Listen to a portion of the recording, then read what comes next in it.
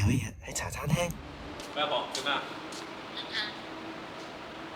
咩啊？聽唔到啊？你講乜啊？等陣先，咪走住。全球平均每10個人就有2個患上語音障礙。告別黑人問號，在星幫你做到。在星係構音障礙人士嘅翻譯器，用家可以透過錄音訓練應用程式，令語音轉化成文字時更為準確。演算法將聲紋及以訓練發音進行配對，然後精彩地播放標準音。無論係返工、買餸、食飯都好，在星都幫你做到。清楚表達自己，由在星開始。應用程式可被拆分為練、儲、用3部曲。只要跟住個 app 錄低幾句簡單嘅詞彙，我哋嘅 AI 就會開始學習你獨一無二嘅發音規律，好等我哋之後可以進行配對。喺儲存嘅部分，我哋嘅應用程式會將練習過嘅詞彙儲存，記下用戶嘅發音特徵同埋聲紋。下一次你一開口，我哋就知你想講啲咩。而喺用嘅階段，用戶只需要對住部手機講嘢，而我哋在星就會用最響亮、最清晰嘅聲同你翻譯翻出嚟。溝通就係咁簡單。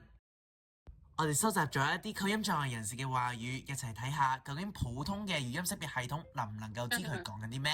原來主流語音識別系統都唔能夠識別非標準發音，亦都未能夠提供個人化嘅調整。相反，我哋嘅應用程式能夠做到。嚟到練嘅部分，我哋首先邀請用戶進行簡單嘅訓練，等我哋嘅應用程式能夠掌握用戶嘅聲紋同埋聲音特質。訓練之後，用戶嘅聲線會儲存於字庫之中，應用程式亦都會將話語中嘅字分拆，利用聲學鍵母得出聲作圖。用戶亦都可以聆聽自己嘅發音以及標準音，以作參考。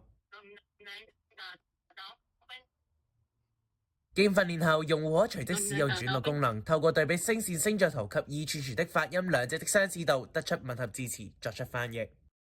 轉錄功能最勁嘅地方就係認人唔認字。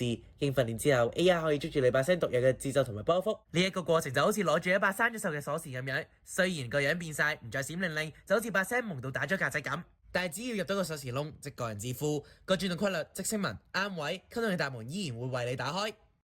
就算你今日聲沙 ，AI 都唔會唔認得你，反而會隨住你越用越多，同你越嚟越心有靈犀。我哋一齊睇下有咗在星之後會點啊！語音障礙人士無需再擔心其他人聽唔明自己講緊啲咩，無論喺邊，就算自己一個都好，在星都喺你身邊。佢哋嘅生活質素將有明顯嘅改善，暢所欲言。我攤雞飯係嘛？OK。